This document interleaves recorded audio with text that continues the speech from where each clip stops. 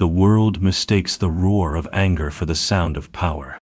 It sees the flash of rage as a sign of strength, a righteous fire that defends honor and commands respect.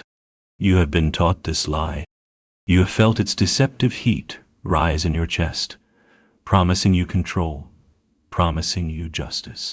But the Stoics, those masters of the human soul, knew a deeper, colder truth.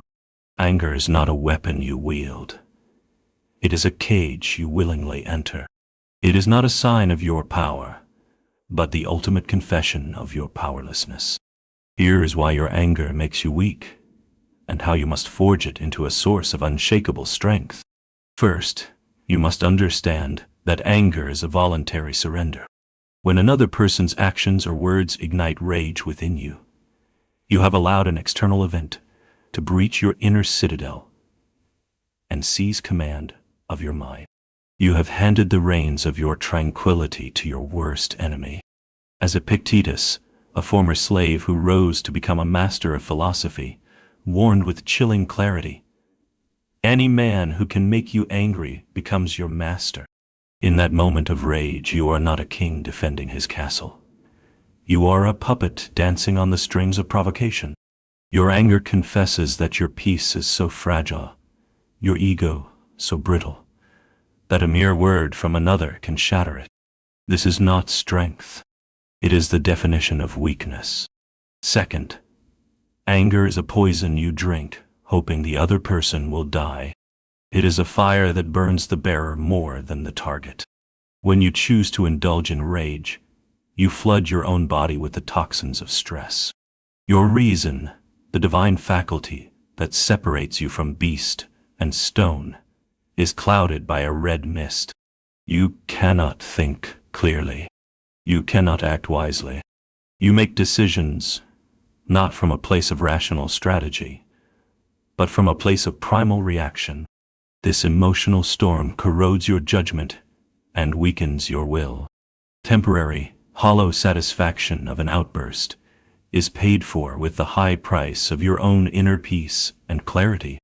A wise general does not set his own command tent on fire to frighten the enemy. The Stoic alchemy, then, is not to suppress this fire, but to transmute it. You must become the master of your own inner forge. When the spark of provocation lands, here is your work. Step 1. You must command the sacred pause. This is your first act of rebellion against tyranny. Between the stimulus of the insult and the instinctual response of rage, you must forge a space. It may last only a single, disciplined breath, but in that space, freedom is born. You do not react. You observe. You create a moment to choose rather than to be compelled. This pause is the anvil upon which strength is shaped. Step 2. You must dissect the feeling with the scalpel of reason. Look at the anger. Do not become it. Acknowledge its presence. There is a feeling of heat. There is a thought of injustice. But you do not have to consent to it. You must ask, what judgment is causing this? Is it true?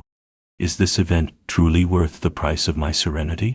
Often, you will find the anger is rooted in a violated expectation or a bruised ego, things a Stoic learns to hold lightly. You separate the raw data of the event from your flawed emotional interpretation of it. Step 3. You must extract the energy and discard the poison.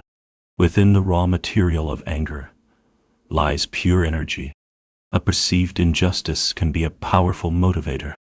The Stoic does not waste this energy on a destructive tantrum. Instead, you discard the poison, the rage, the resentment, the desire for petty revenge. You are left with the pure, clean fuel of the initial impulse.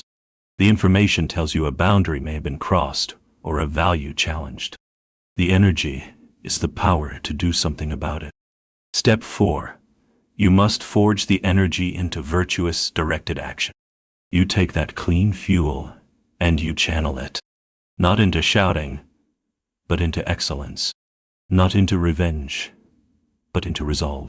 Did someone insult your competence?